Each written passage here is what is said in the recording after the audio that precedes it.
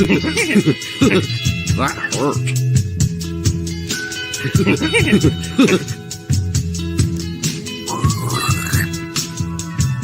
More verticality.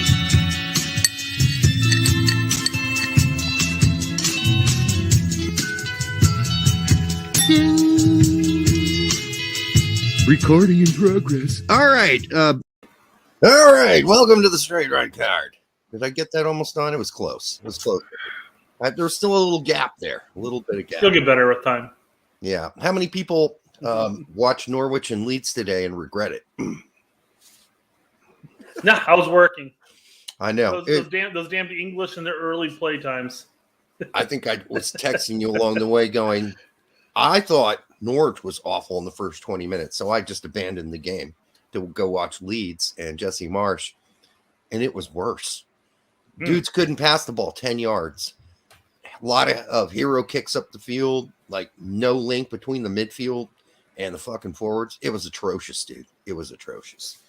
Oh, and I saw that Norwich got a goal, and I was hopeful that it was either Sargent or assisted by Sargent, because then all my bets would have made. I would have made more money. But nope, PK, stupid PK. Yep, exactly. So no money for you today, man. Keep you burning lost. money on Norwich.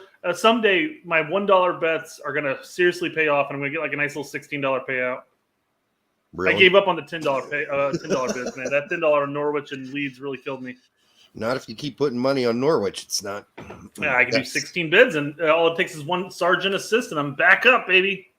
Yeah. Well, I did manage to watch the press conference as well after with Jesse, and I mean, he handled it as best as you can, and the comments in the section were pretty still in support of him, but you know, can't go back to doing what they were doing before, which was losing games. What they've now lost four. They went 4 games without scoring a goal, and they've been outscored 14-0 in the last 4 games. Now Jesse's only been there for the last 2, but still consists of 4 goals. It just piled onto that 13 number and made 14 in 4 games, 14-0. But I did. It was kind of funny. I was watching the Aston Villa, and there's a guy named Mings on the team. And then later on it was like a close-up of a guy named Ings. And it just didn't hit me right away because I know who Ings is. But I thought Mings' M had just fell off his jersey, and now he was Ings. So, but it's not. That's his real name. They have a guy named Mings and a guy named Ings on the team. No relation. Just the close-up was like, oh, shit, the M fell off. No, it didn't. No, there's a Mings and an Ings on the team. All right. So today we're going to take your questions, and we're going to talk about some takes that Jimmy and Heath Pearce had on Que Golazo and their starting 11, which we have some issues with. Not a gigantic amount of issues, but I think important ones that need to be brought up. Yeah. We're going to be talking. We're going to be talking some talking points from their show.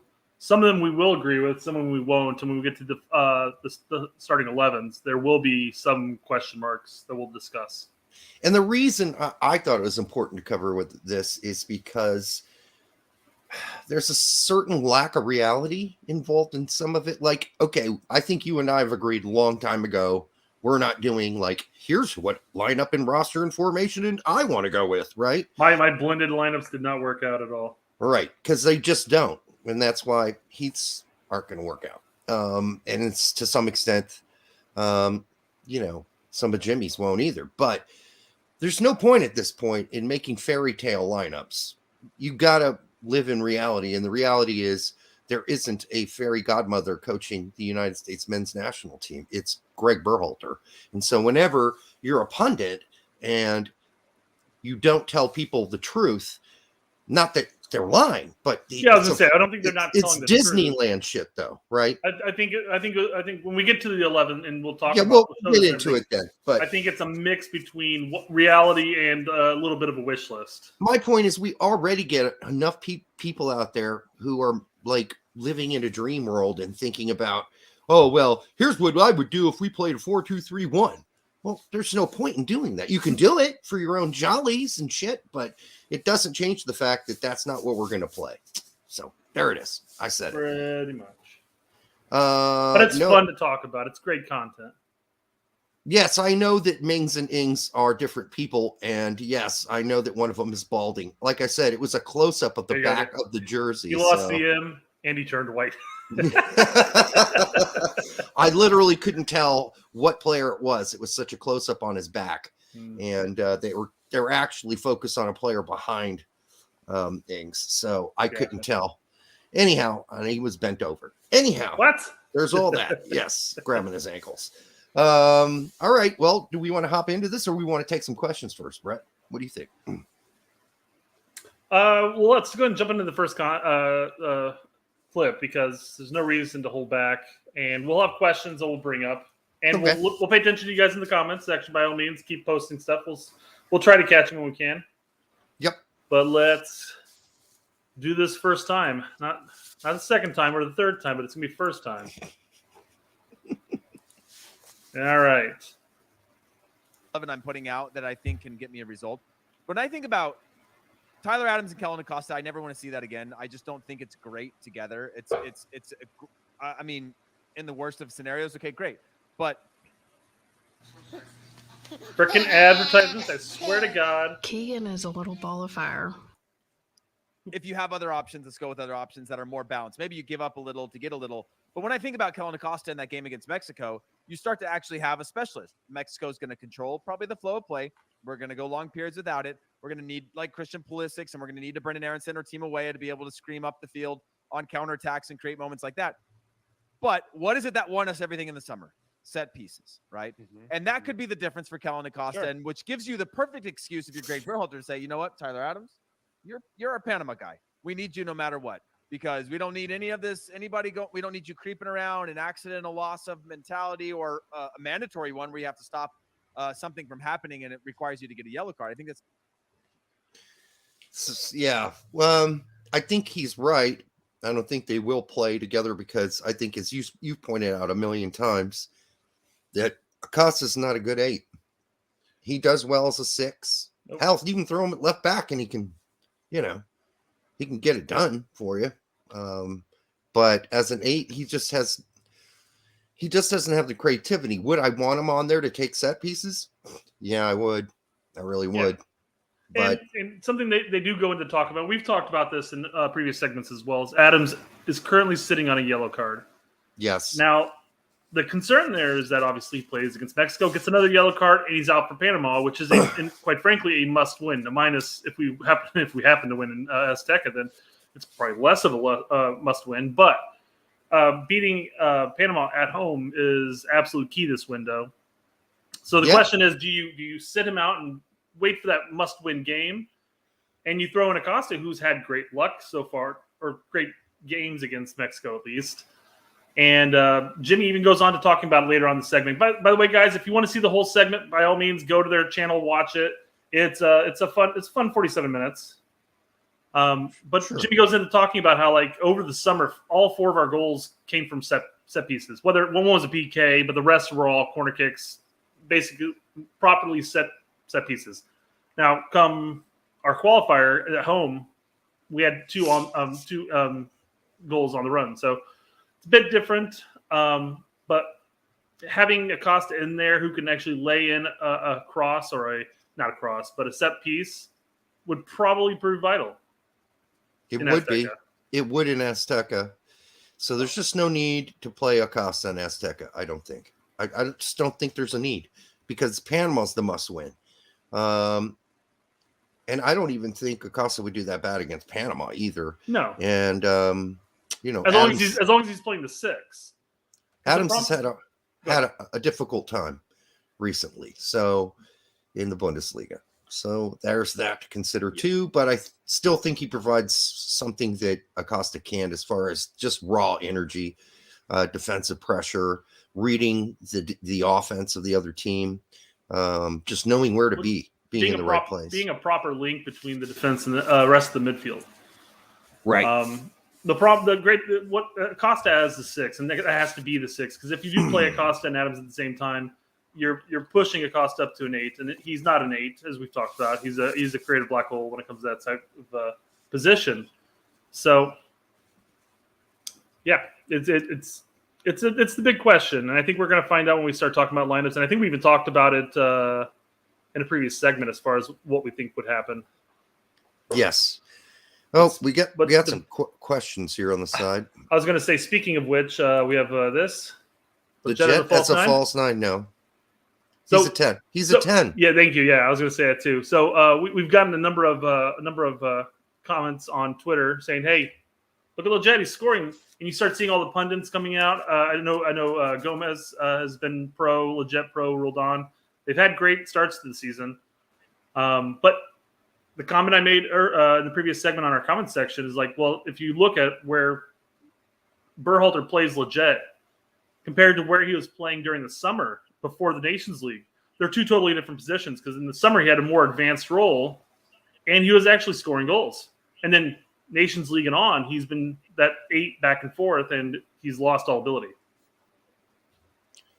Yeah, he's just not the same Legit he was before the surgery a few years ago. So I don't think he's going to be used as a false 9. And again, we can't live in fairy world, folks. We can't. It's not something we can do. If you ask yourself an honest question and ask yourself, will Gregg do that? And the answer is 100% fuck no, then that's the answer. And that's 100% fuck no on Legit playing a false 9. I just don't see it happening. Now, granted, there are problems up top right now. There are decisions to be made, but Vince O says Legit invented the false 8. Right. Kind of true. I mean, recently he has. So this is the concern about playing Adams in Azteca or in CONCACAF in general. It's not the Bundesliga, right? No, it's not. And that's going to be a really competitive game. Can you hear me? Yeah, you totally roboted on me there, man. Derek, can you hear me? Well, guys, Derek's internet is taking a shit, apparently. Derek, wake up. Let's see here. Let's see. Oop, wrong one, but yep, absolutely. Uh-oh.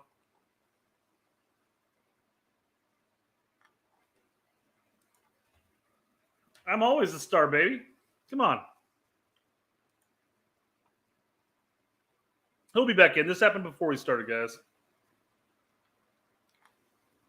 Until my phone vibrates and says, "You got a text message from Derek." No. The problem is I'm his tech support, and I can't help him right now while I'm live, guys.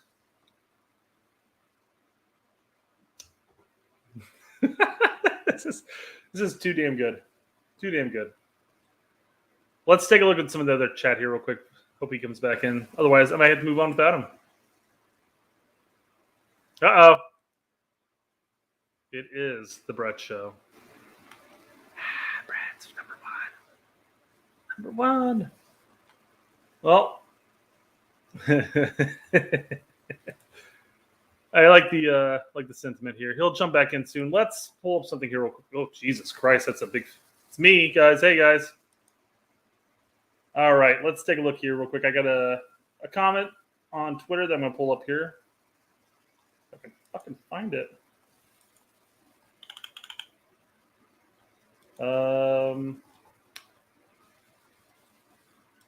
Okay. So, and Derek will probably want to chime in on this as well when he comes back. But Chris Scary asked, unrelated, but what's our favorite Seinfeld episode?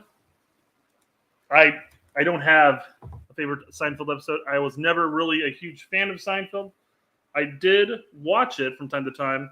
Probably the Festivus one. I enjoyed the Festivus one, or when why the fuck am I spacing his name? The fat balding guy with glasses. When he had shrinkage from jumping into the cold pool. That was fucking funny. No Soup for You. That's a great one too. Hold on, Derek. Okay, he's coming back, guys.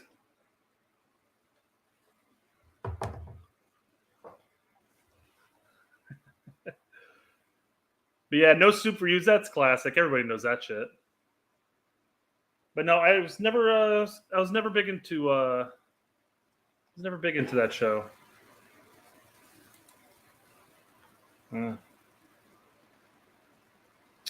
Let's see. Oh, look at that. You're back. All right. Whatever the hell that was. Derek, real quick. Favorite Seinfeld episode? I love the one where there's the beach whale where Kramer's hitting the golf balls and then at the end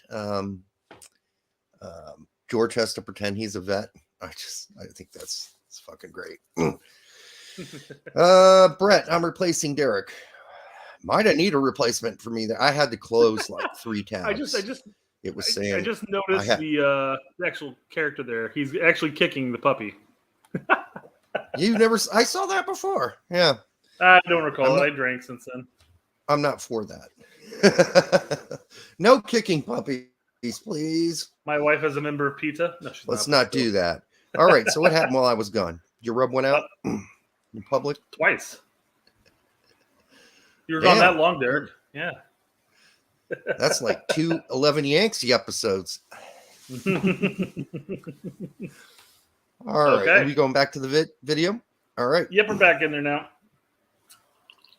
Let's see. We're just going to okay. He's out. So who's the best number 3? Is it our 17-year-old Slonina, the goalkeeper from Chicago Fire, who's an excellent goalkeeper and his future is incredibly bright? Are we going to trust him? Is it Horvath, who did play against Mexico in the Nations League final when Stefan got hurt and made a big penalty save to help us win the Nations League final? Is it Sean Johnson, who just won MLS Cup for NYCFC? He's been a part of a lot of these camps. He knows the deal. Who's your number 3 in this? Because we might be leaning on this number 3 in Mexico. Now, is this the question? When do you ever lean on a number 3? When number 1 and number 2 fall out, I guess. Who expects to use their number 3? No one does. The 3's there to fucking knit on the sidelines. They don't play. Yeah. Come on, Jimmy. You know this. If I asked Jimmy, I said, when's the last time you had to use your third goalkeeper in a game? He probably wouldn't be able to remember it. And since most teams don't even have more than 2 keepers on the bench at once, somebody else would have been that third goalkeeper. Maybe it was Jimmy. But that third goalkeeper is only going to start in this next window for shits and giggles in the third game. If even that. Yeah. So it's going to be Horvath. Horvath's played 4 games in a row. I'm not sure I can say he absolutely has wrestled the number 1 spot away from Samba, but he has played really well in these last 4 games for Nottingham Forest. So he's got the job. Why not call him in? He's in form, and Sean Johnson's your backup. There you go. Slonina, it can be Brett's mom for all I care, third goalkeeper, honestly. She'd be borderline useless at the goalkeeper. Well, I don't think that we're bringing 4 goalkeepers again. I don't think that's happening. No, I'm thinking it's Horvath, Johnson, and insert goalkeeper here, which I still think it's probably going to be Slonina, because why not just keep him in the fold? Yeah, this part of the show was kind of like, this is not a mystery what's going to happen here, guys. Come on, Jimmy. So you know what's going to happen. And that's the thing, because they're talking about this. I mean, it could be considered a serious question. I mean, Johnson, did win MLS Cup, which is what they went on to talking about. He's definitely a viable option, but the only reason why he was number 3 is because Horvath has been sitting on Horvath for about 3 years running now. That's right. And so when he was included in that Nations League roster, you and I were both second guessing, like, why is he even here? He's going to be rusty. Couldn't we have brought somebody else in? And he showed up, but now he's got a couple games under his belt, and he may get another 1 or 2 before the 4 games. What'd I say? Couple. I threw a couple, whatever. Well, you know what a couple is. Yeah, my son is that's 2. Yeah. I've got a couple of balls. So, yeah. or a few is 3, is nominally understood as 3. So these are English things. Anyhow, you're right. And I just don't, I thought after Stefan and Turner go out, actually the answers become more easy. The only one that's even questionable is, does Slonina still come? Or do you, like, I think Tactical said he thinks Gregg's going to bring Guzan. And I thought, no, I don't think so. He's what, like 38? I don't care how old he is. No, I'm just saying. It's not a positive. It's not his age. He's just not one of the best goalkeepers even in MLS anymore. I mean, he's really serviceable, but Derek, nobody else has been brought in, so they don't know the system. And as goalkeeper, you must know that system. You get the whole field in front of you. You must know how it all works. It is pretty obvious that you can play with a guy like Turner and just fuck the system for a while. And the whole playing out of the back thing, it doesn't need to happen. So I've turned off my comments just in case that's what was slowing my thing down, because you just don't know.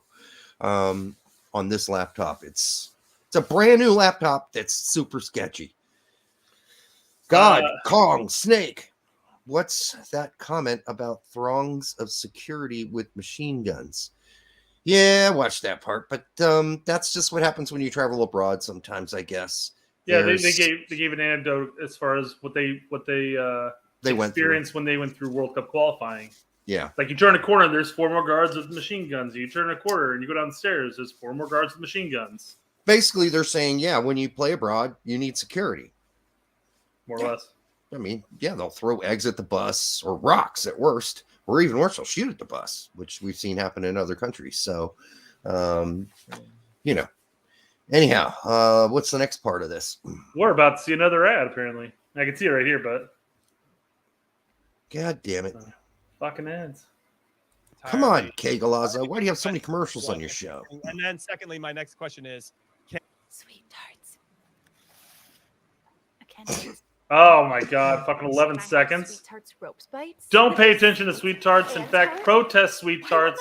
Fuck sweet tarts. Sweet tarts. Unless Sweet they're tarts advertising our show. rubs. Sweet tarts rubs the skin All right, off let the me top jump of back your here real quick. bring what he or get close to what he brought. Here we go. Ready?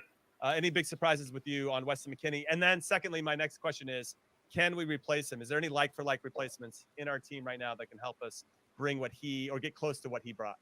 No. Okay, before I jump to Heath's answer, because it is about a minute away. Mm-hmm. Why does he take a minute?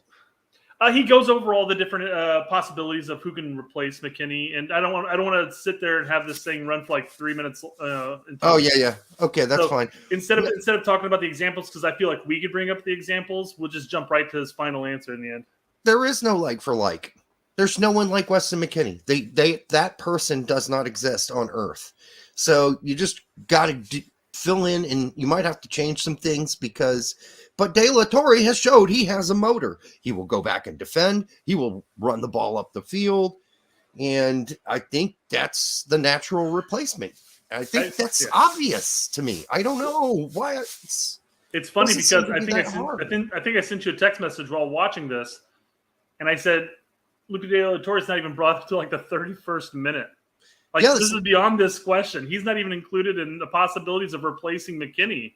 And if you're not going to talk about him, at least say the only reason we're not talking about him is because Honduras sucks. Yeah, that's what they talk about. They mentioned how, he's got 1 game under Berhalter and is against a crappy Honduras team. He played really well.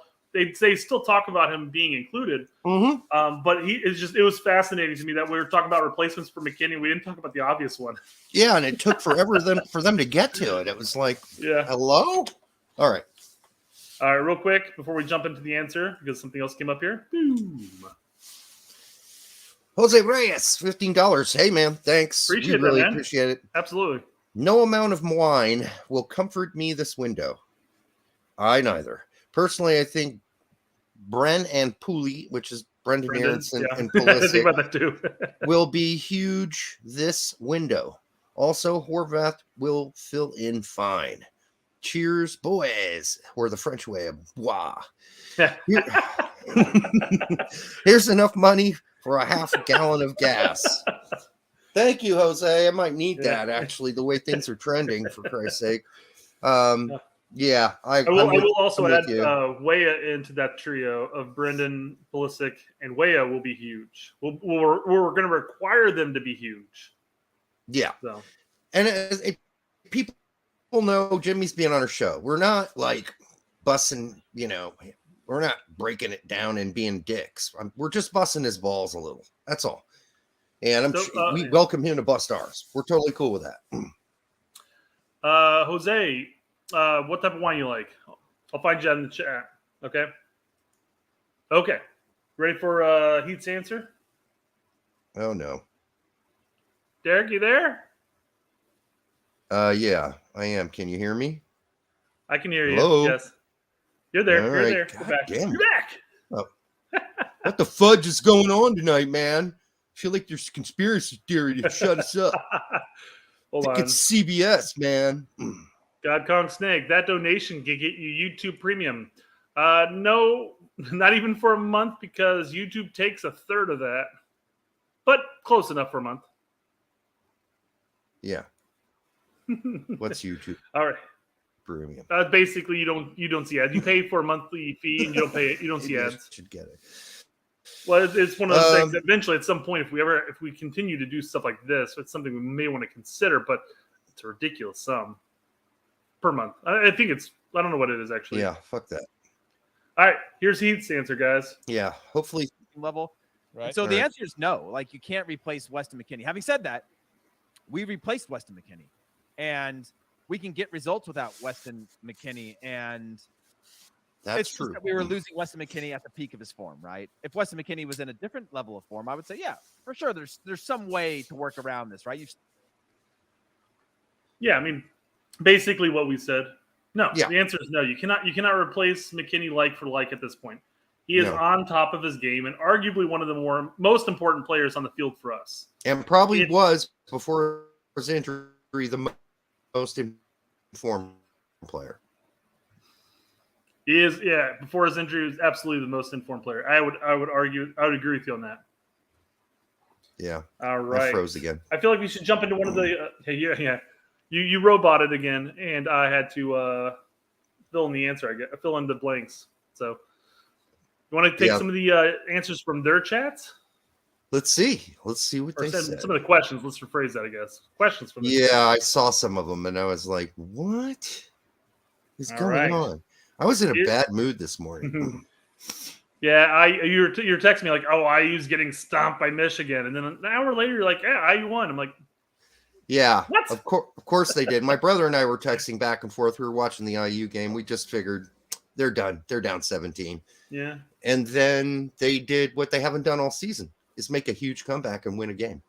So it was good to see. So better now than ever, I guess. They're going to be in the big boy tournament this year. Yay. We'll see how that works out for them. Yep. All right. So question number 1 from their chat that we pulled because we thought that we could get some content out of it. Yeah, and I think Brett already warned me, don't call them dumb. Well, they're not all dumb. Some of them weren't talking points. And no, I just said I wasn't going to do it. I didn't say. I said you told me not to say that they're dumb, and be nice. I said I'm not going to say they're dumb. You're just going to do a roundabout way of saying that it is, right? Is that what you're saying? No comment. All right. One of the questions to them was, will we see a Caden Clark or Cade Cowell? The fuck are you smoking? Of course not. We're not going to. Why the fuck would we see them now for this window? What are you? Man, I thought I smoked a lot of weed. This guy's got me beat by a long ways. That's a lot of weed. Exactly what have either of them done recently that they would be called up to the United States national team? And in what position would you play them? Because we don't play CAM, and I don't think Caden Clark would be played as a CM or an 8 or a 6. Cade Cowell's a winger. Whose place he taken? So to answer that though, your question about this, Clark for the U20s/U23s is in fact playing an 8. He might be more offensive-minded 8, but he still definitely plays the 8 role in their 4-3-3. What 8 spot is he going to take? Roldan's? Sure. I'd be fine, but that ain't happening. Again, we can't live in the world of fairies. We have to live in the real world. And in the real world, Berhalter's not calling up either of these guys for the national team. It's not going to happen. And so I'm sorry if that's offensive to whoever wrote this, but I mean, we just got to live in the real world at this point. Will we see? No, we are not going to see. You can go see them at San Jose and New York Red Bulls. And I also will say with Cade Cowell, and I haven't watched any San Jose games this season, so correct me if I'm wrong, but he came out and mentioned, I think to Filippo, that San Jose was looking to use him as a wingback. Yeah, exactly. So, he was, Cade Cowell's even willing to play left back or right back, he said, too. Mm-hmm. So, hey, there's an option. Yep. But that's not going to happen either, folks. Listen, these are 2 young kids. They've got a long ways to go. Let's put on some brakes here because there are 2 things that need to be considered here. And that's 1, reality, and that fairies are not real. All right. So that's where we got to, that's the starting point. And I hope I didn't offend whoever posted that question, because I'm not meaning to be offensive. It was just, believe me, if you read my text to Brett earlier this morning, that would have offended. I might leak our text messages to Patreon, guys. I don't know. Yeah, I'll sue your ass. Yeah. All right. Clark would be better than Legetta Rodon. I agree. But again, I agree. It's not going to happen. It's just not going to happen because, well, he's not been integrated really into Gregg's system. Mm-hmm. He hasn't ever been called up for any of the other windows.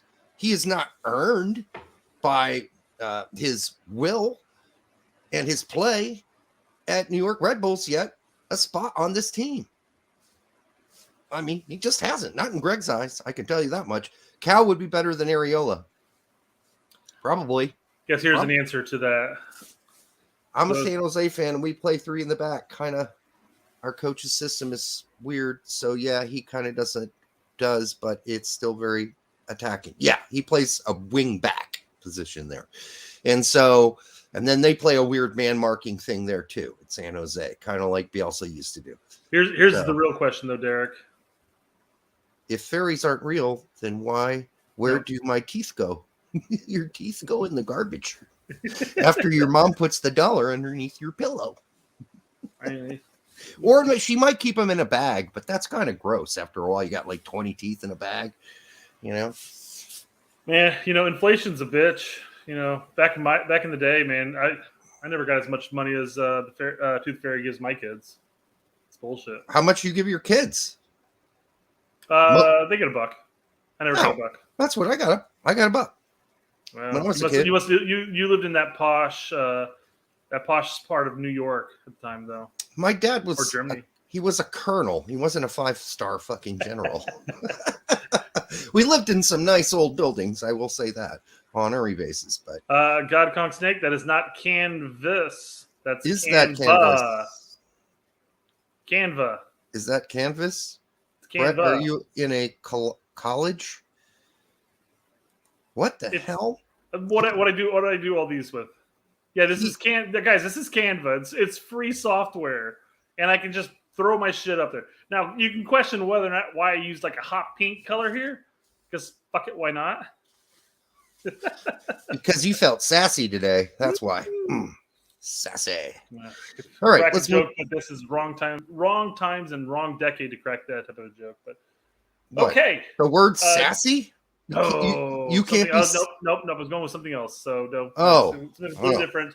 I thought you were calling me out. I was like, motherfucker. No. I was about to crack a joke, but it's the wrong decade to do so. So. Oh yeah, you and Louis C.K. All right. I want to cover another question before we jump on to the next clip. Okay. This is probably one of your favorites.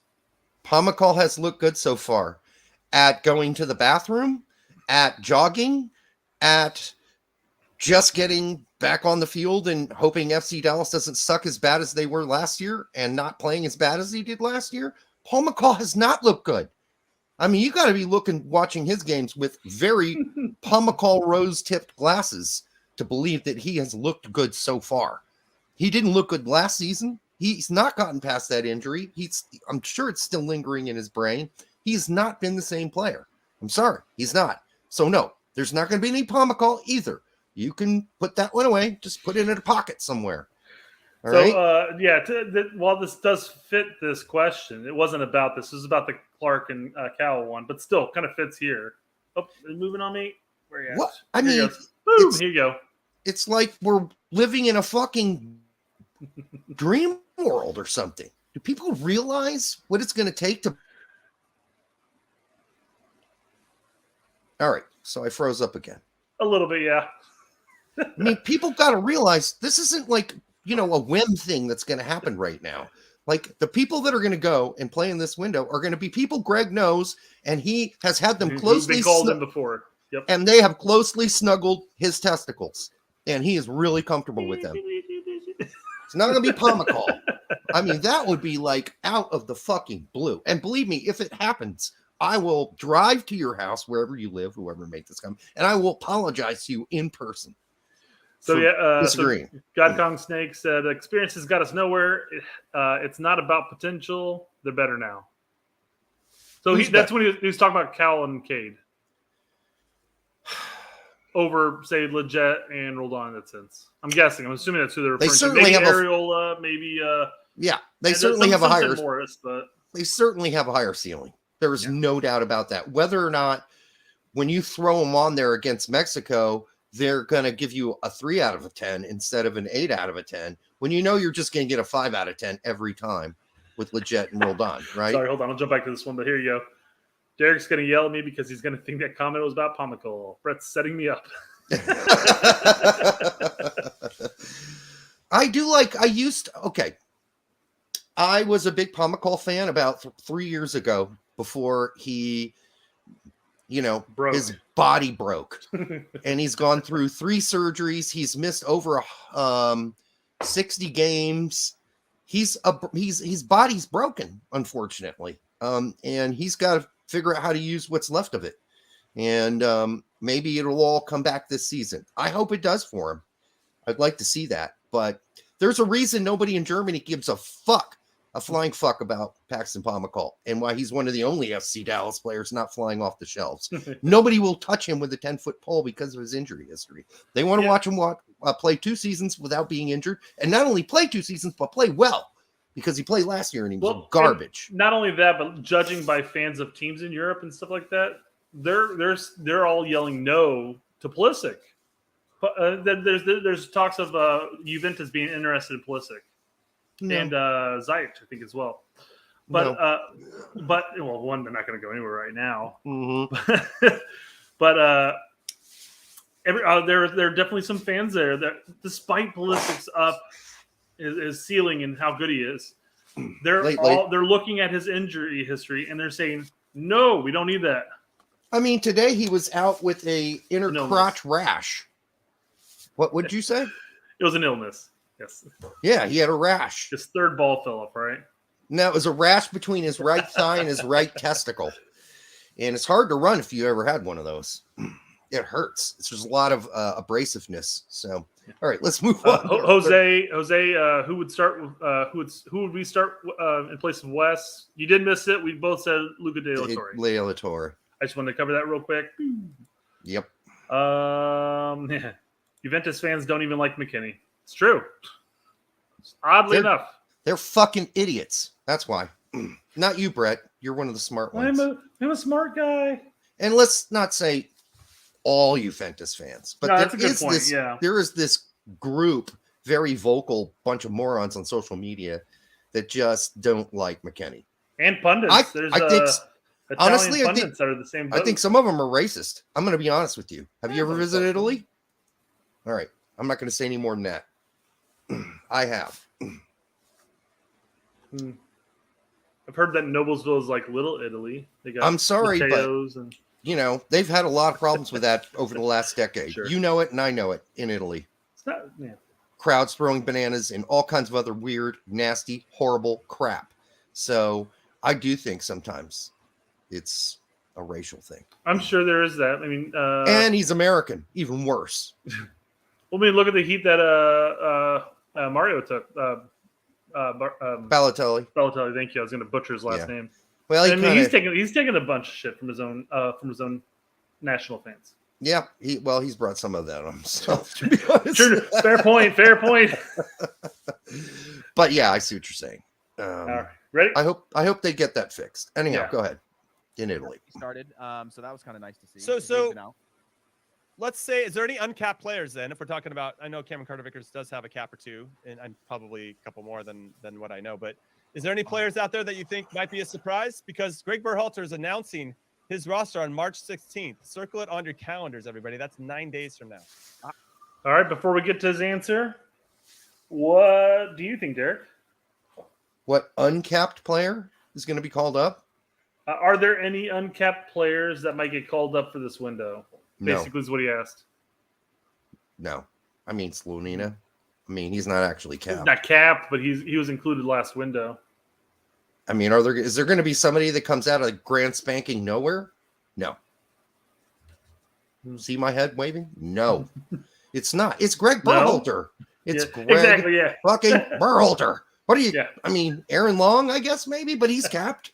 That would be for some people. Yeah. Some people will be surprised by that, but we aren't. I almost wonder because they mentioned CCV, so I almost wonder if they meant uncapped during qualifiers. So I mean, there may be a couple of players you could include. I mean, CCV and EPB both, I think, were capped. They're both capped in summer before Nations League. So there are some other players that could be included, I guess, in that list. Oh, I got an idea. Paxton Pomykal. No. That's the answer, and it's simple. Is there? I would love it if he was healthy and doing well. Is he back? Yeah, I think he is back. I think he's back. I haven't watched any of their games yet. I mean, I really enjoyed his his Gold Cup performances. It was promising. He had his issues, but it was definitely promising. Oh, here we go. Scally get capped yet? I froze up. You're back. Scally's not going to be there, folks. I'm just being realistic. You didn't get a call, even a call, after the last time he was with us. Nobody's been in touch with him. Maybe they. Yeah. Let me take a screen cap of that face. Do it. All right. Yes, I'm going to pull up the. I'm back. So Scally, Scally's he's not going to be there. I wish he were. I mean, he'd be on my list. And I think Brett and I have already expressed when we did our trying to guess Berhalter's roster of 27. We think it's going to be 27, but it could be 26.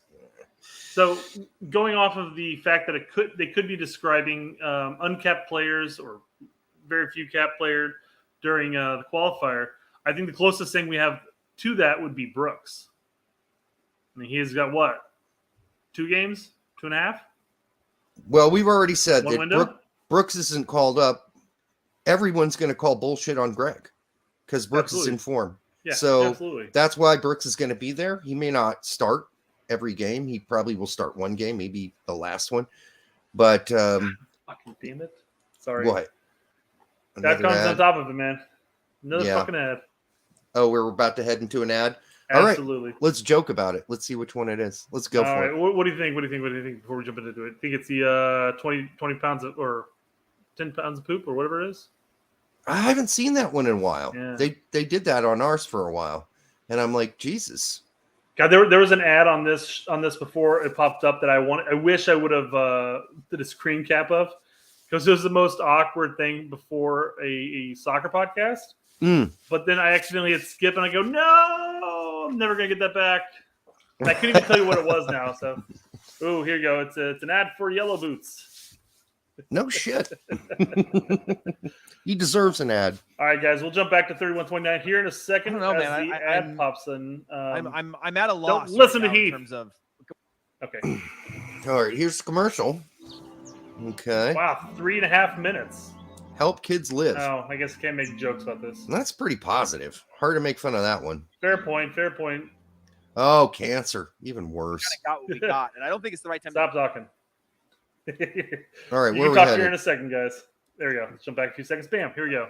I don't know, man. I'm at a loss right now in terms of we kind of got what we got, and I don't think it's the right time to bring an uncapped player because there's nobody that's like Heath. through things. There's obviously talks of Caden Cowell, Cade Clark. Caden Clark, Cade Cowell. Gosh, those names are shouts for being call-ups, and I think they're part of the future, just like De La Fuente. But is it the right time? Is a great question that you just asked. No, it's not. Okay.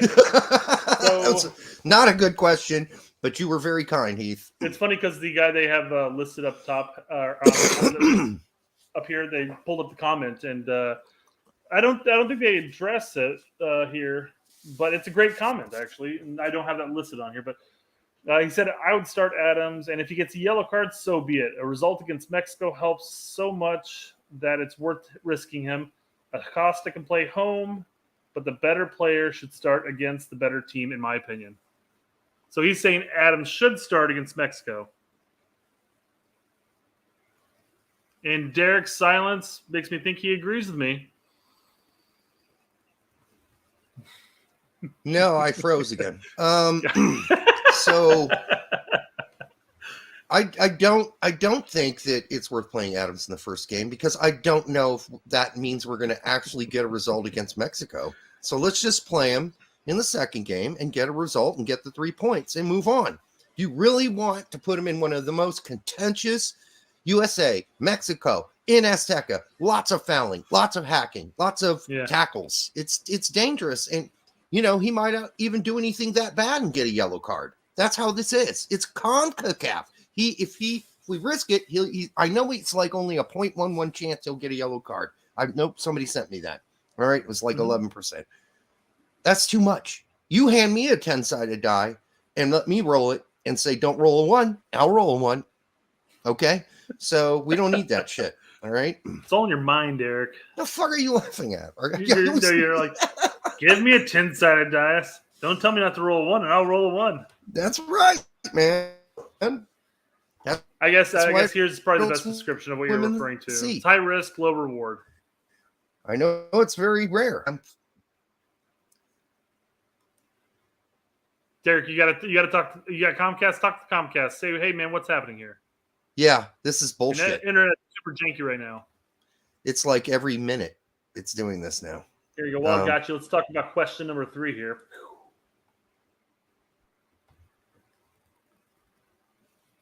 Well, while he's frozen, what the question actually asks says, hey, give Luka the middle of the field.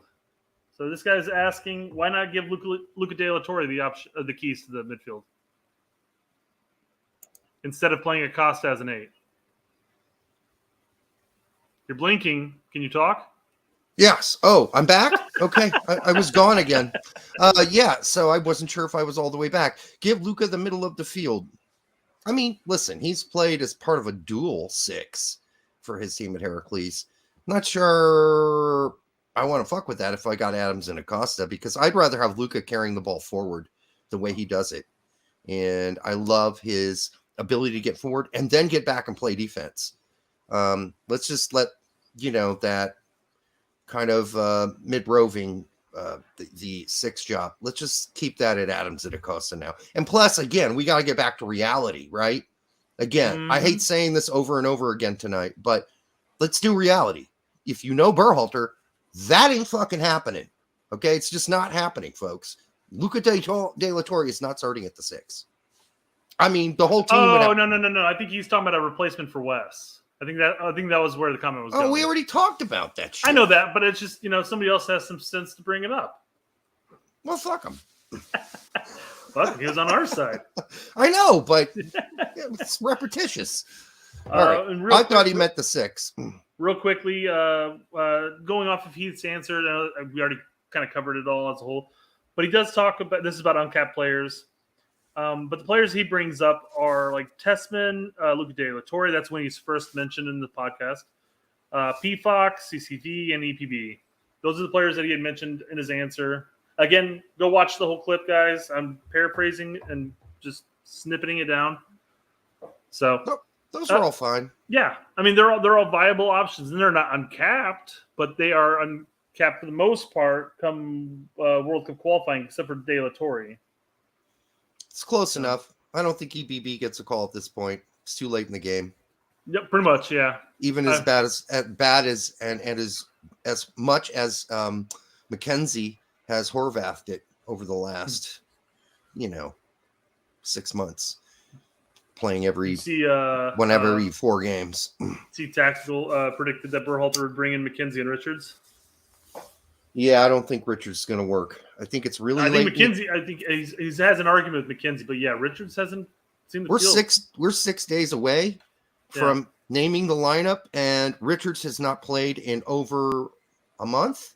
It's been a month, and yeah, he's just in training. That doesn't mean he's fit. So, I think that's wishful thinking. Again, we can't live in Disneyland here. We got to live in some sort of reality. All right. What next?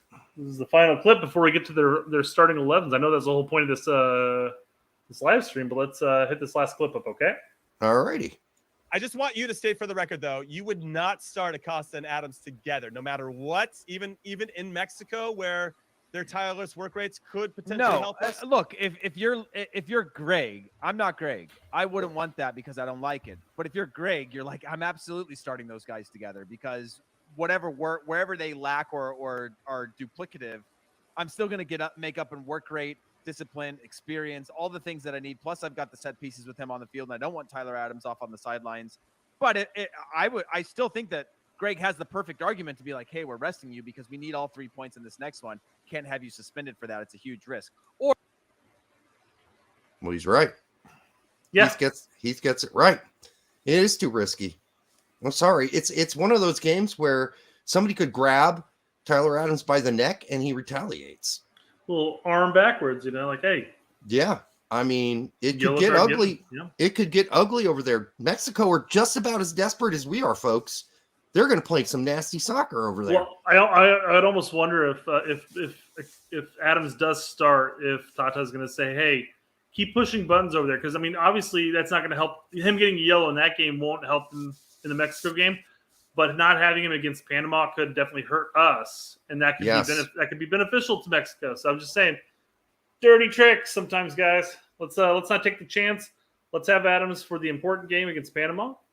We'll see what happens. And can we get rid of this dumb rule, by the way? I mean, we're playing in this octagon, right? And yeah, 2 yellows is excessive, man. That's excessive as fuck over this amount of games. That's ridiculous. So it's funny because I think it was Jimmy who mentioned in this. He goes, man, I almost kind of wish because Adams kind of went out for the Honduras game, into the Canada game with an injury, so he wasn't going to be available for the Honduras game.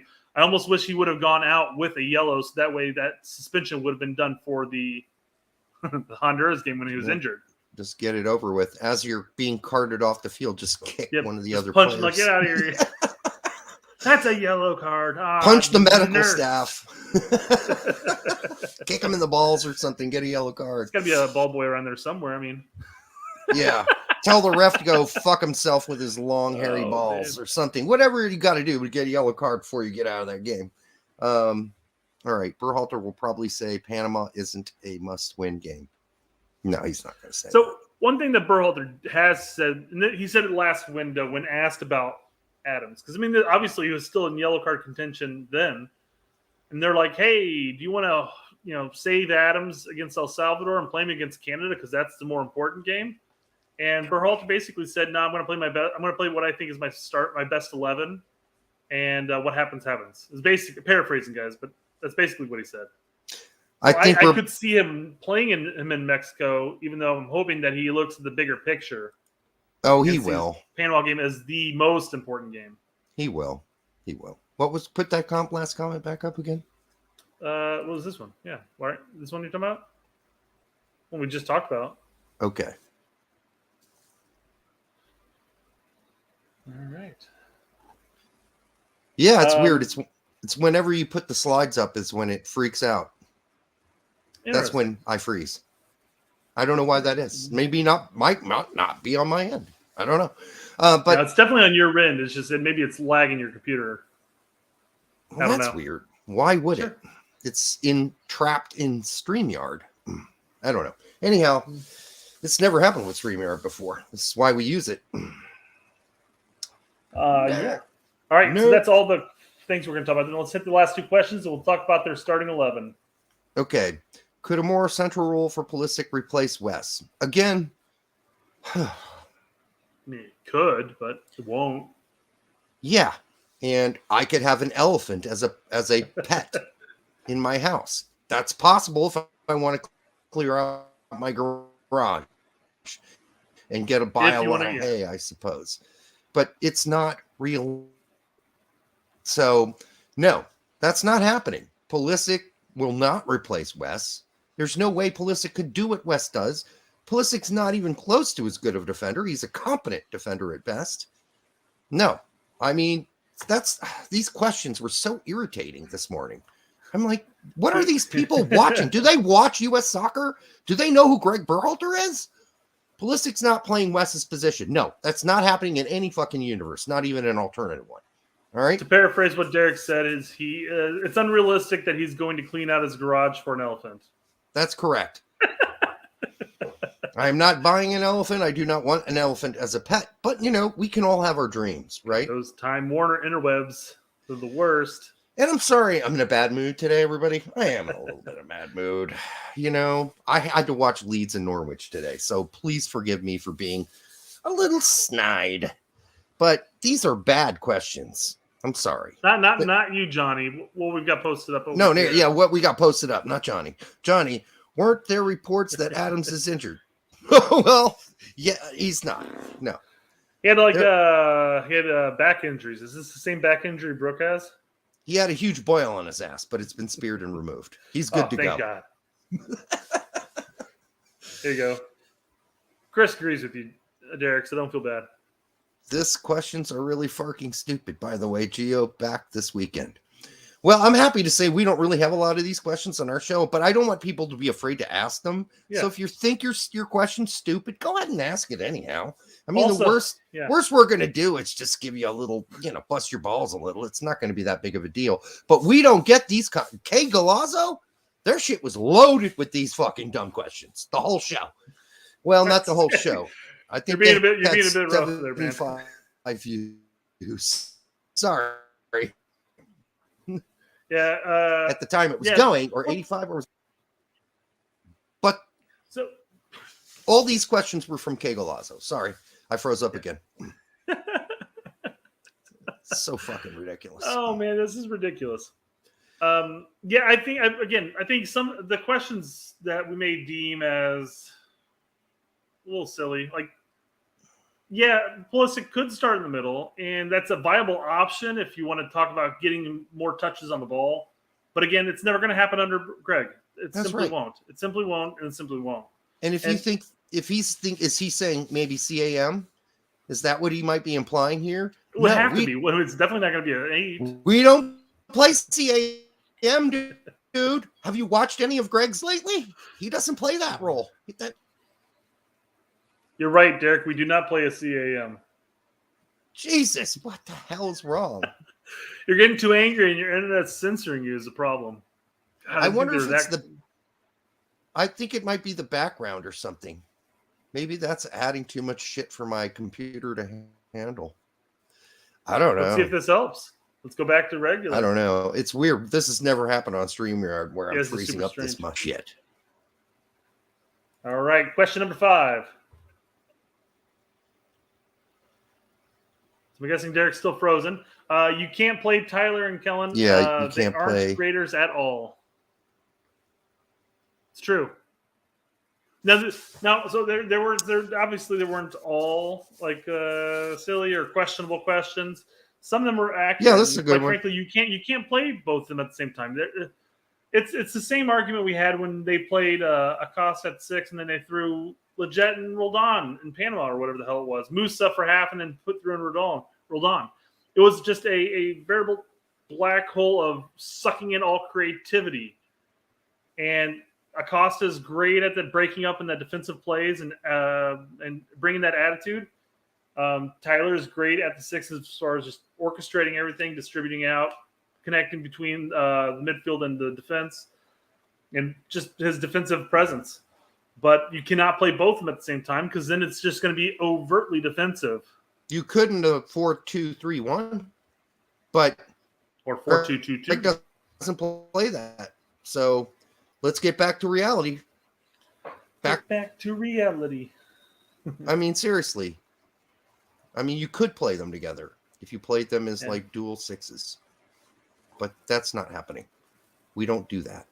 So, all right. Oh boy. Just quickly jumped into it and spoiled it by closing that out, guys.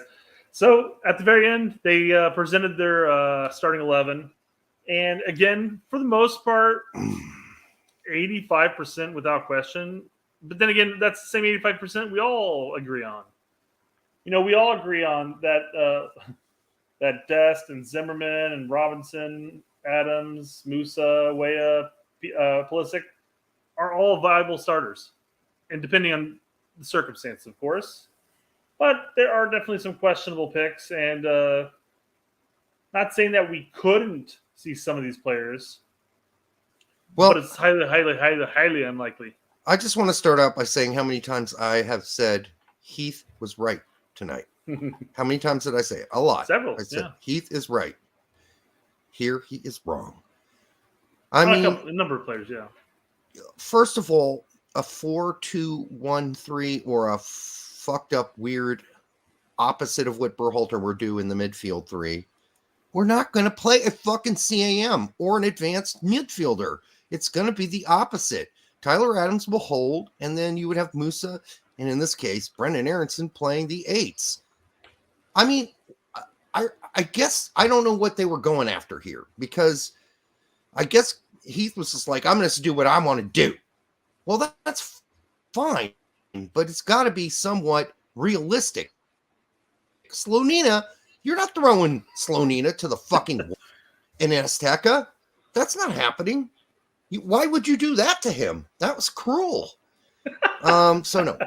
I've been preaching it for over a week, Derek. Come on. Slonina for the start, guys. You're a Chicago fan. Long starting? Yeah, I've got an excuse. Long? Yeah, Long just scored a goal. He's played 3 games or whatever, 2 games. I know Miles Robinson's having a hard time, but Miles Robinson has snuggled Berhalter's balls a lot longer than Long has. Well, that might be wrong, actually. They probably had about equal snuggling at this point. But if Long has to start, something's really weird. Or Miles Robinson's fallen off a cliff, which people are saying he has. I disagree. I think he had a bad game. It happens. Atlanta's had bad games. The whole fucking team's sucked. So, I mean, you can blame that on him if you want, but it's not all his fault. What's your thought on PFOX starting up top? I'd love it, but it ain't happening. I wish it would, but it's not going to. I think Sargent probably is going to be along for the ride, but I don't know if he's going to start. I think Pepe will be there. Probably Zardes. I mean, I don't know who's going to. Oh no, I forgot. You're predicting that PFOX not going to be included. No, I don't think he will be. I wish he would, but I mean, if Gregg listened to his own arguments about form, PFOC would be there, but Gregg doesn't only listens to those arguments when it serves him in a press conference in which he is full of shit. So I don't think we're going to see Jordan PFOC, although I would embrace it. I would love it. I think it would be great.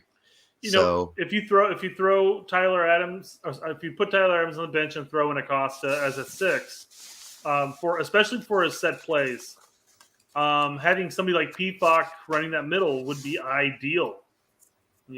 Yes, because if you're you're a big powerhouse of a guy that's just going to be able to get up there and get on top of those balls, If your big focus is getting it out wide and crossing it in the middle, might want to have a guy who's tall enough to get his head on it and he's really good scrapping in the box. Yeah, we'll start Ferreira up there. But my big problem with this, and this is nothing personal, Heath, if you ever watch this, it's just that at this point, we can't make up fairy tale starting lineups with fairy tale formations.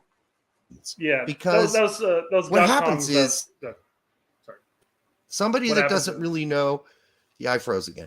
Somebody that doesn't know the United States men's national team really well will look at your formation and they will go, oh, yeah, Heath Pearce. He knows what he's talking about. So this is what I can expect. No, it's not what you should expect. Brendan Aronson is not playing CAM. And that's my only criticism of doing these fairy tale fucking formations and player pool and starting lineups is that they're bullshit. They don't help the average fan become more educated, because the average fan's going to come out of this thinking he's Gabriel Salunina is going to start the next game. Well, there's no chance in fucking hell that's happening. I'm going to blame the fact that maybe you were breaking out there and stuttering when you try to say Gabriel Salonina.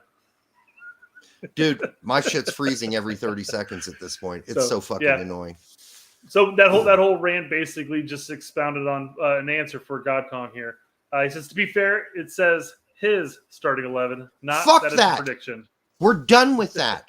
If you're a major pundit like Heath Pearce, who people listen to and respect and need answers from, his starting 11 doesn't mean jack shit. It's Berhalter's starting 11 that means jack shit. So that's what we need to be predicting and focusing on.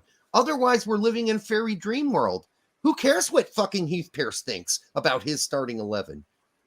He has no say in what's really going to happen. So there's no point in even doing these unless, I mean, for hits, I have nothing against, I love fucking Heath Pearce. I love him as a pundit, but I think they need to stop doing this because it misleads people.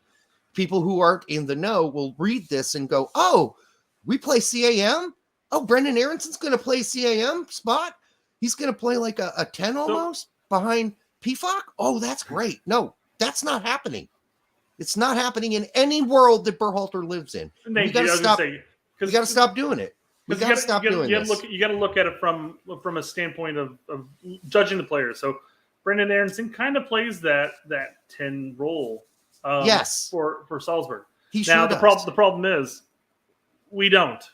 No, and this formation could just be an issue from the formation setup that they had created. So I don't think that Musa. But Jimmy gets it right. Jimmy gets it right. His lineup is, his formation's correct. Of course, Jimmy used to tell us the formations don't matter, but he took it back last time he was on the show. He's got some moments. We'll talk about his formation in a sec. Yeah. John right. here says that it's not an inverted 3. Okay, I see what you're saying. Okay. So Johnny says Tack mentioned on his vid today that PFOC is having issues speaking and maybe comprehending English. Soccer's an international language. Everybody speaks it. You go out there and play. As long as you can get a couple of phrases in there, you're good. Especially as a striker, you're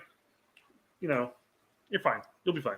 Absolutely. I don't think it's an issue. I don't think that's an issue. That's not really an issue. I just think Tack's a little off base there. I think his English is good enough. And he might be right. Fine. He might be right. There may be an issue of him comprehending English, but I just think that he can show up and play. He may have an awkward camp where he doesn't necessarily become overtly friendly with everybody. But when you're in the game, I mean, same thing with here you go. I was just about to bring him up. Unless your name is Matthew Hoppy. Weah speaks French. He's fine. Oh, that's a great point. Yeah, he's got other teammates on the team that speak French. He's not the only one. So I don't see Horvath speaks French. Yeah, I don't see that being a huge issue. Again, even if nobody spoke French, I'm sure he knows enough English to get by to say, "Hey, ball," or whatever. Pass me the fucking ball. I mean, he can say that clearly. So I don't think that that's really a problem. I mean, it'd be better if he knew more English and he didn't need a translator or whatever. But I haven't really heard this rumor. And I'd like to talk to Tack before I say any more because I'd like to know where he got that. That's not what I've heard. I've heard the opposite. So I guess just before we jump over to Jimmy's, really the big beef is going to be Slonina. As much as I jokingly say I would love to see it, I definitely don't want to see it in Azteca. No. I'm not playing. Maybe Costa Rica after we've qualified. I'm not playing a 17-year-old goalie in Azteca for his fucking his first game. Could you imagine if he messed up and it cost us the game? That would be a mental weight that I don't know if he'd ever devastating. get over. I mean, yes. you'd have people like people talking about it for years to come. And he's 17 years old, so he's got decades to go here. And all of a sudden, it's like, yeah, you're the reason we didn't win in Azteca 10 years ago. The only thing I can think of is that Heath, Pearce, and Jenny Cush got together before this. He made this list. Again, I joke about it, and I would love to see him say Costa Rica if we qualified just for shits and giggles. But I still agree with. Was it Pete we were talking about this with? I agree with just giving it to Horvath because I think at that point he would earn it. Hell yes. So what else do we have left except for Johnson and I mean, you could throw Guzan in there. I'm sure he'd be okay. But no, I'm sorry. I'm talking about Costa Rica at that point. Say we qualified by Panama. Done. We got Costa Rica. No concerns. Then throw whoever in. Yeah, exactly. Care. I mean, at that point, I would say, we can throw in Slonina at that point or give it to Johnson. But I would say I'd still kind of agree with Pete. And I think it was Pete at the point when he said, just give it to Horvath because I feel like he's earned it. Even if this is Heath's 11, which it is, why is Slonina in there? I don't know. A bit harsh, I think. Honestly. And why? Aronson. It doesn't make. Every time I yell, I get cut off. CBS, I swear to God. Voice. All right. Blame Masara. No offense. I'm just busting your balls, talking Heath. about this. Just busting your balls. It's okay. It's not personal. I loved you as a player. Mm-hmm. I think Aronson in the middle is probably going to be the only other one. Berhalter tried that against El Salvador. Haven't seen it since. He's going to be replacement for the wings. And I think that's going to be Luca De La Torre or... Aaronson's never played that spot. He played an 8. He played one of the 8s. Yes, okay. Well, again, ignoring the formation of the triangle here and assuming that it's inverted instead. Well, it's annoying. I'm not saying that was right. This is Disneyland shit. We know Berhalter. We all know him by now. This ain't happening. Yeah. I don't know. I sound like a fucking broken record at this point. Right, again, as much as we're jumping on this, remember we agreed we were agreeing with almost everything of everything he said in this entire video. So I agreed with almost everything he said until we got here. And then I'm like, what? Heath, what are you doing? What are you doing? What are you? This is not us bashing anybody. This is us talking about some content. And again, go watch it. It's 47 minutes. It's good. They owe us 10 minutes somewhere else. But if Heath were on the show, I'd be busting his balls the exact same way, and we'd be having a good time. Trust me. No, just like we did with Jimmy. Yeah. It's completely fine. All right. We're going to Jimmy's. Or do we have any questions you want to take before Jimmy's? Well, it's already here. Let's right. See.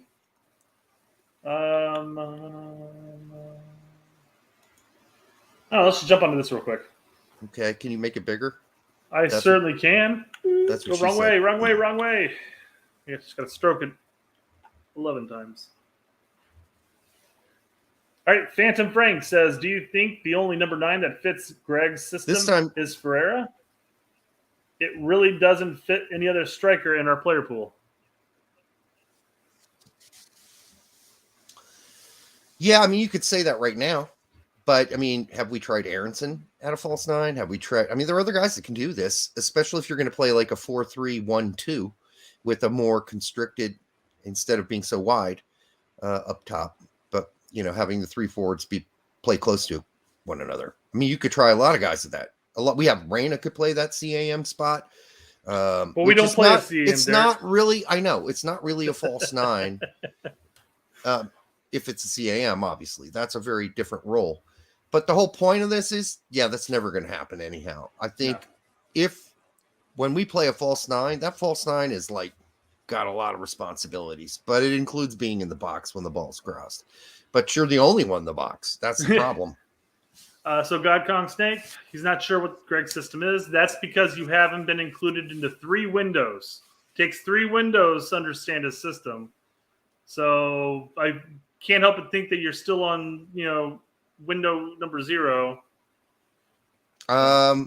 You should know what Gregg's system is. It's very formulaic, and that's why it's so easy to defend with a low block. It's very formulaic. It's a lot of triangles.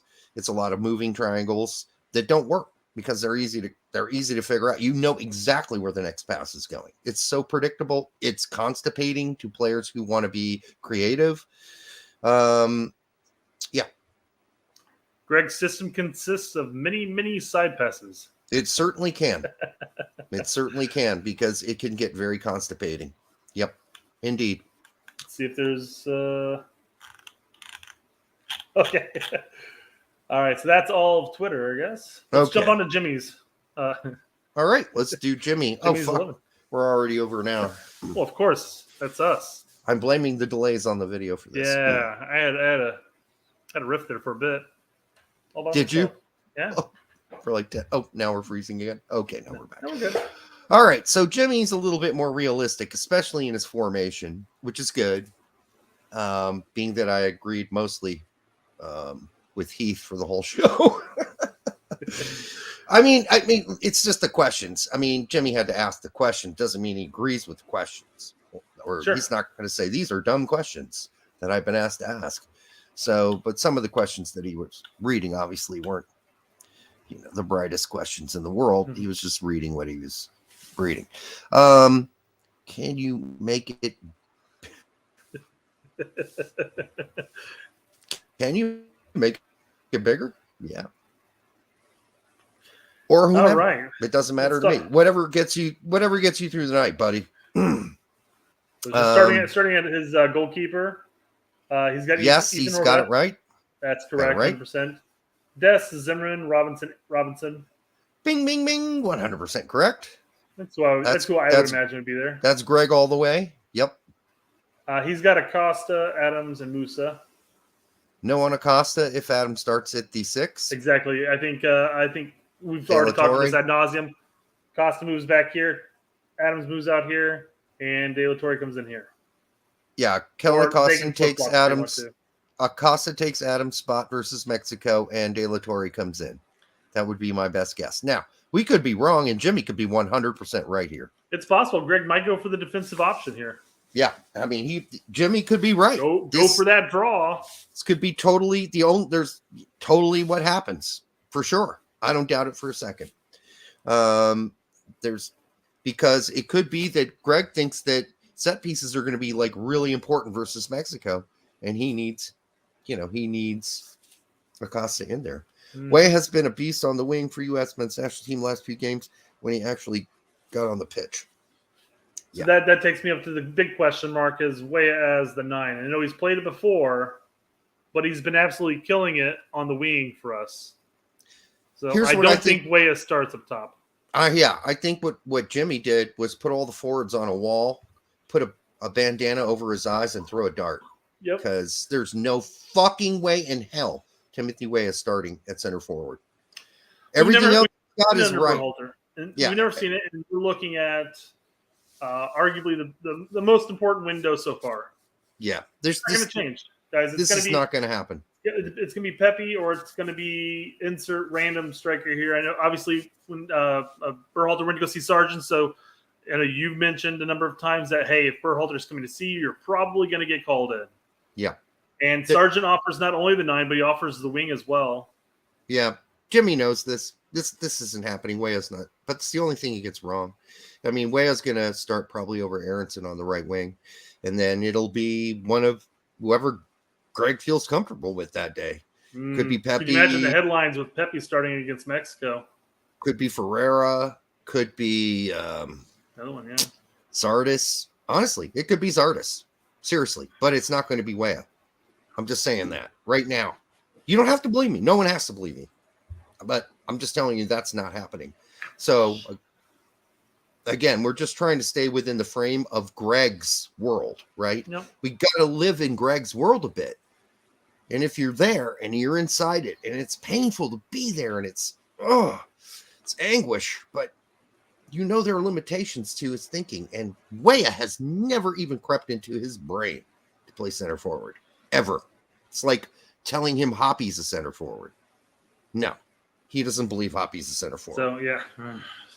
So going off of that, obviously we didn't have to make our own starting 11 because I feel like for the most part, when we talk about this, Jimmy has the vast majority of what we think is accurate. And it's Yep. funny because we have a very similar sense of what we think is accurate. Maybe it's just because over time I kind of developed your inner Gregg sense in the end. And again, we might be wrong. You know, Costa might not start over Adams, and Luka may not start in the midfield. Maybe it's legit. He's doing pretty well for the Revs. I know nobody wants to hear that, but it's possible. It's no. If someone would have thrown Legit in this lineup, I would have said, "It's Gregg." Possible. It's Gregg. Fucking shit could happen, or rolled on. I would have said, "Yeah, that's possible." But way at center forward, no. I'm not saying that. Gregg's world, party time, excellent. Woo, woo, woo, woo. All right. So no, the only question is who starts at top. That's the only thing. Yeah, and that's just a mystery to everybody. The problem is when you have a mystery, you can't solve it by putting somebody there that's never, ever even been considered for that spot before. You got to go with kind of like, okay, he likes Sardis, and Sardis just scored for Columbus. Oh, Jesus. And then Pepe's been there for a while now. Ferreira seems to be a favorite. Yeah, you got to start thinking like that. You can't just be like, you know what? Yep. I'm just going to like roll the dice. And okay, we'll see. I got 6 names. I'm going to roll 6-sided dice. Whoever the number comes up. Boop. Oh, Way's playing center forward. I mean, shit, you could put Morris there too, honestly. So you can put a lot of people there, but that's just not what Gregg does. So anyhow, it was a lot of fun. Hey, I just want to say thank you to Jimmy and Heath for letting us criticize their show and have fun with it, because they didn't have much of a choice in it, but no, they didn't. And I hope I wasn't too big of a dick, but this is how I am. Okay. I'm kind of a boisterous asshole. I think you may have been more of a dick to the questions rather than anything they said. Now, we were critical on some of the choices made, but that's warranted. That's the whole point of discussing. And we live in a world where we can have a discussion, we can have disagreements, and get along fine. Yep, and I'd be happy to have Heath on the show as well, and we can talk about this further, especially the whole theory of whether or not it's worth even making your own personal 11 anymore. I mean, you can do it for your own, your own jerks or whatever, jerks and giggles, but I don't think it helps the uninformed new American soccer fan to see a list like that. I think they look at that and they go, okay, ex-US men's national player, he knows what he's talking about. Well, he does, but that's not how we're going to line up, and that's not how we're going to play. So that's all I'm saying. It's not. That's it. That's why we stopped making our own 11s, right? It's like, well, what's the point? Who gives a shit what I think? Berhalter's going to do whatever he wants anyhow, so it's not worth it. I don't even want. You just come off looking stupid in the end. I mean, that's what happened to me for like the first couple windows, or even first couple friendlies. Like, oh, I'd like to see him do this, this, and this. And you're like, nah, he's gonna do this, this, and this. And I'm like, it comes out, and I'm like, I'm looking like the idiot now. What the fuck do I know?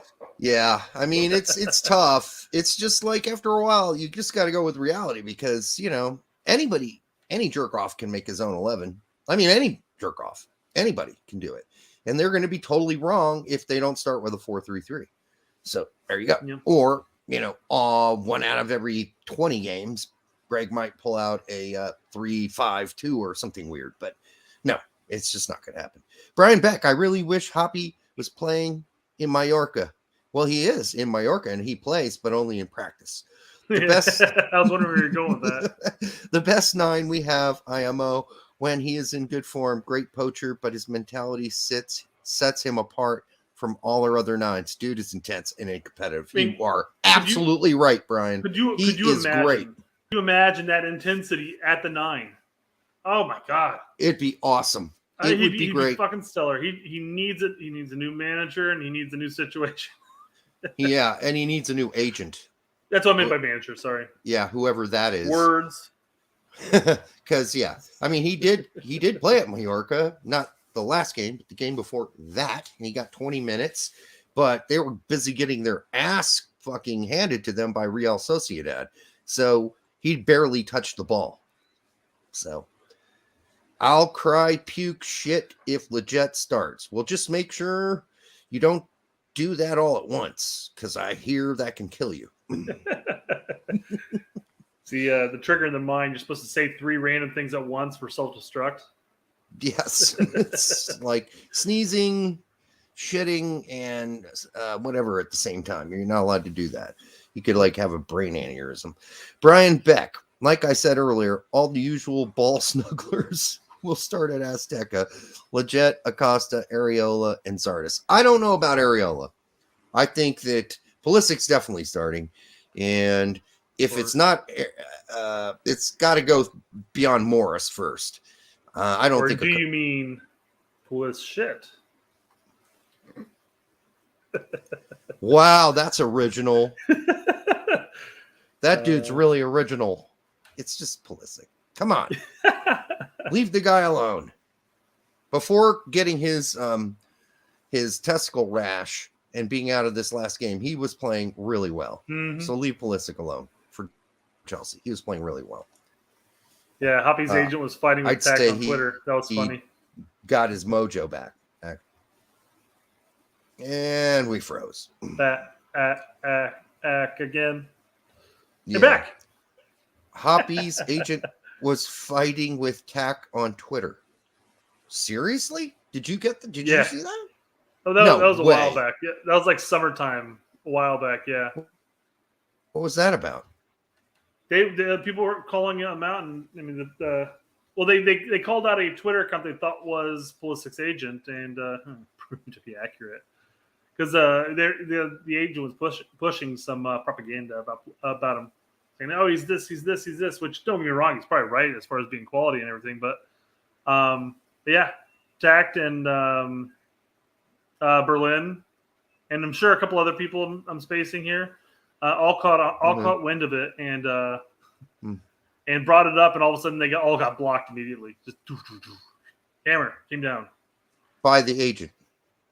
Yeah, by Hoppy's agent. Yeah, well, allegedly, assuming yes, but you can go into his profile. The agent. You can go to his profile. Or the agent. You can go into the profile and see, and there's like you can in the description they had like the agency that he worked for or whatever it was. Some key fact was obvious.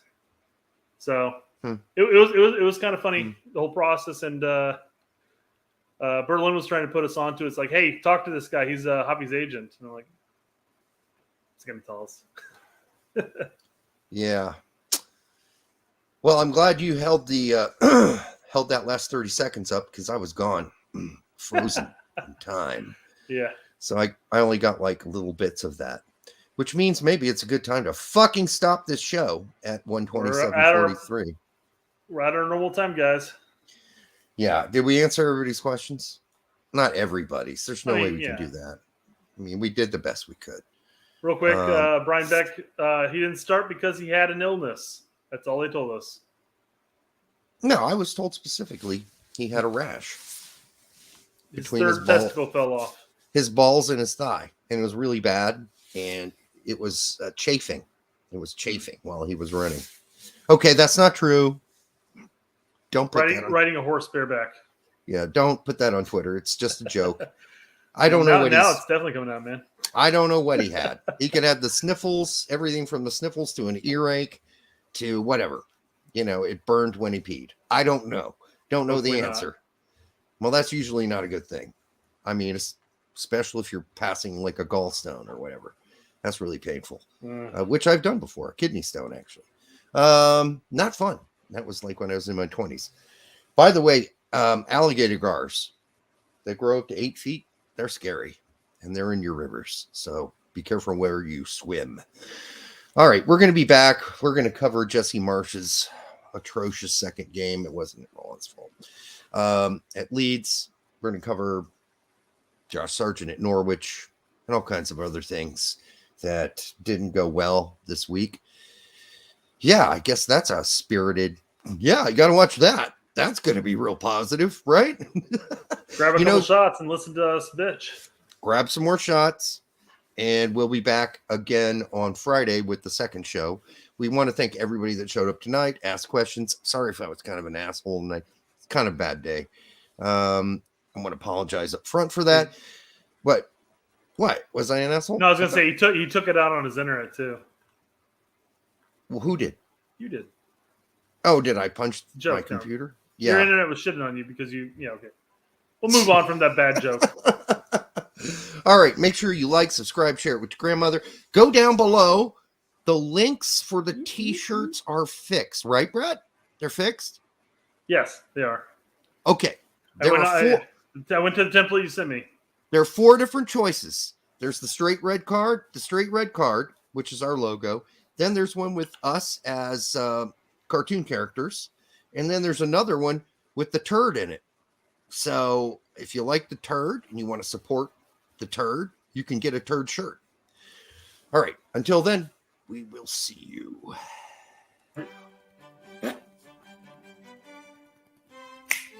Do it again. Ah, fuck.